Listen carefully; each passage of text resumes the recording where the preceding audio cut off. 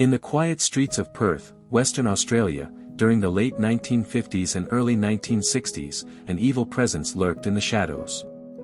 A serial killer, driven by dark impulses, left a trail of terror and sorrow in his wake. His name was Eric Edgar Cooke, but the world would come to know him as the Night Caller. With his methods ever-changing and his targets seemingly chosen at random, the city lived in fear as he struck with merciless brutality. Join us as we delve into the haunting true story of one of Australia's most notorious serial killers. In this chilling video, we'll uncover the disturbing crimes that sent shockwaves through the nation. Unmask the man behind the darkness, as we explore the twisted psyche of the Night Caller and reveal the efforts to put an end to his reign of terror. Prepare to be immersed in a tale of horror, mystery, and the relentless pursuit of justice. Subscribe now and hit the notification bell to stay tuned for this bone-chilling true crime journey into the mind of the Night Caller.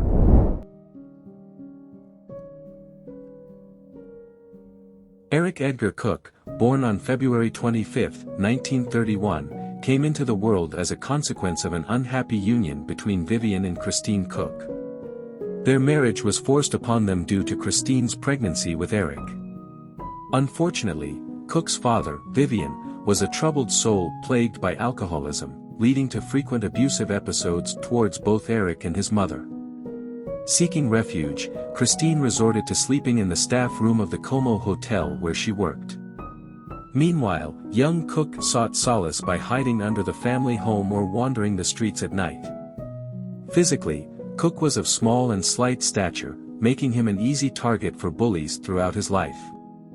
He was born with a hair lip and cleft palate, which underwent corrective surgery, but left him with a slight facial deformity and a speech impediment. As a child, Cooke's frequent accidents raised concerns, later believed to be a manifestation of repressed suicidal tendencies. In 1949, he was admitted to an asylum due to severe headaches and blackouts, which reportedly ceased after an operation. Academically, Cooke struggled and eventually dropped out of school at the tender age of 14. With no means of support, he turned to a life of crime, engaging in petty theft and burglary. His criminal activities led to his apprehension and time spent in juvenile detention. Growing into an odd and peculiar teenager, Cooke's nights became fraught with vandalism, arson, and further petty crimes. At 18, he received a 3-year prison sentence for arson, vandalism, theft, breaking and entering, and more. Despite his involvement in petty crimes, it seemed like Eric Edgar Cooke's life was taking a positive turn. As he reached adulthood, at the age of 21, he made an attempt to start anew by joining the permanent military forces, yearning for a fresh start and acceptance. However, Cooke's aspirations for a better life were dashed as reality set in. Merely 3 months after enlisting in the military, he was discharged due to his previous convictions for theft, break-ins, and arson, which came back to haunt him.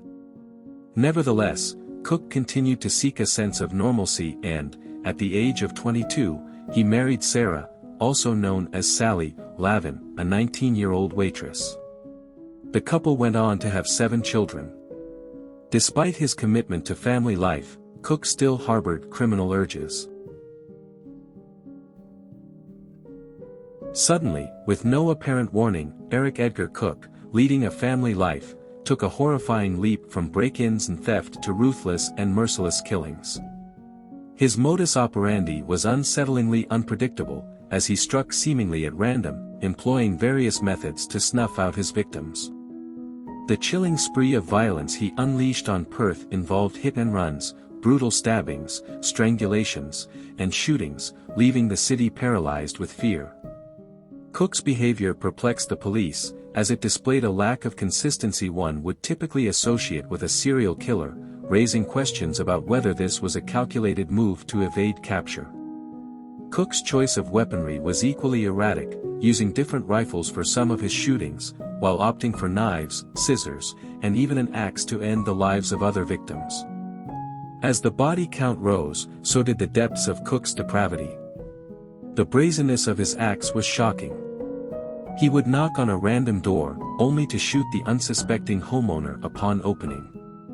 In other instances, he killed innocent victims who awoke during his burglaries.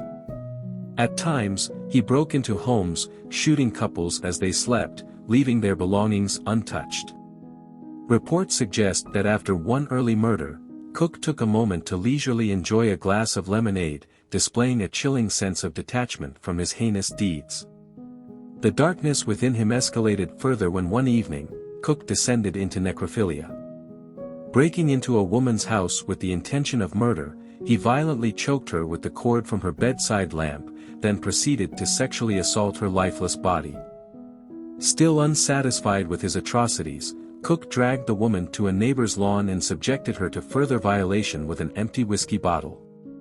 In a gruesome attempt to deceive, he even placed the bottle in her hand, as though she had met her end in a drunken accident. Born as Patricia Grigg in Melbourne in 1925, Pnina Berkman embraced her husband's Jewish faith and adopted the Hebrew name Pnina Berkman in 1949. After her marriage ended, seeking a fresh start, Pnina moved from Melbourne to the quieter city of Perth with her son Gary. Renting a unit in the tranquil suburb of South Perth, Pnina found support in her new friends, Fred and Ruby Pascoe, who had previously owned her Nedlands unit.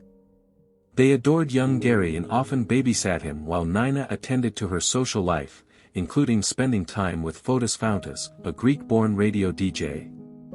The night of January 30, 1959, took a horrifying turn when Pnina left Gary in the care of the Pascoes for the evening while she went out with Fotis Fountas. Upon returning home, she fell asleep naked on her bed, unaware of the danger lurking. Eric Edgar Cooke infiltrated Pnina's unit through a small window and mercilessly attacked the young mother with a knife, inflicting fatal stab wounds. Pnina's lifeless body was discovered by her DJ boyfriend, Fotis, who immediately reported the gruesome crime to the police. The public was scandalized not only by the murder but also by Pnina's unconventional lifestyle, including sleeping naked and having a lover out of wedlock. Initially, the police suspected Pnina's boyfriend, who eventually fled to Greece, never to return. Despite extensive efforts, the culprit remained elusive, and the police couldn't pinpoint the night caller's true identity. Cooke's attacks displayed a disturbing lack of pattern, making it challenging for law enforcement to connect him to all the crimes. Some victims were killed during robberies, while others were shot in their sleep, and one was murdered after answering Cooke's knock on the door. He even engaged in bizarre and gruesome acts, like drinking from a victim's fridge after killing them, or displaying a raped corpse on a neighbor's lawn. The disparate nature of the crimes led to the wrongful convictions of two individuals for murders they did not commit, and it took years for justice to prevail. The police launched an exhaustive investigation, fingerprinting over 30,000 males over the age of 12 and examining more than 60,000 .22 rifles, Cooke's weapon of choice.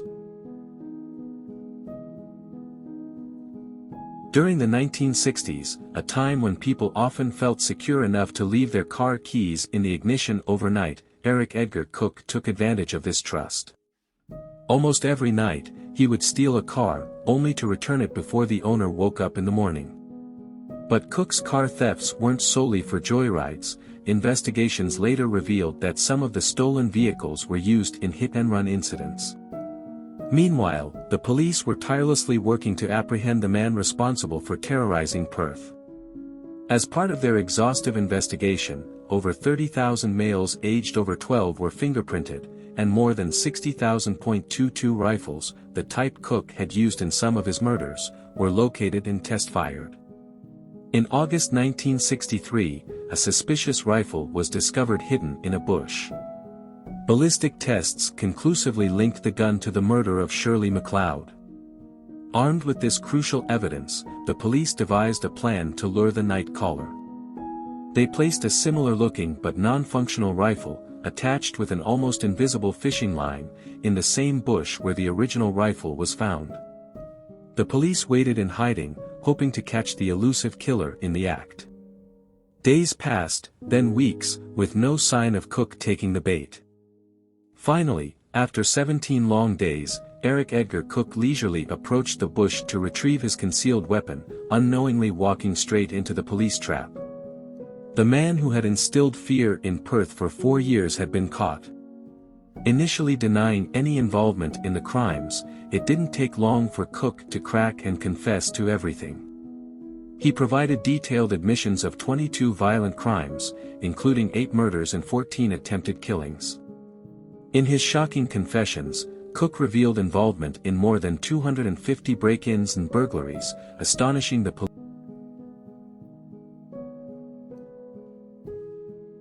Cooke's chilling confessions of murder implicated Gillian Brewer and Rosemary Anderson. However, prior to Cooke's confessions, 2 other individuals, Daryl Beamish and John Button, had been wrongly convicted of these crimes and were already serving time in prison. Cooke's confessions were used in subsequent appeals by both Beamish and Button, hoping to prove their innocence. In Button's case, despite Cooke providing details that only the real killer could have known, his confession didn't carry enough weight to overturn Button's conviction. The appeal was dismissed by the judges, with West Australia Chief Justice Sir Albert Wolfe denouncing Cooke as a villainous and scrupulous liar. The court suggested that Cooke's confessions were merely a ploy to delay his own trial. Cooke, however, pleaded not guilty on the grounds of insanity, with his defense asserting that he suffered from schizophrenia.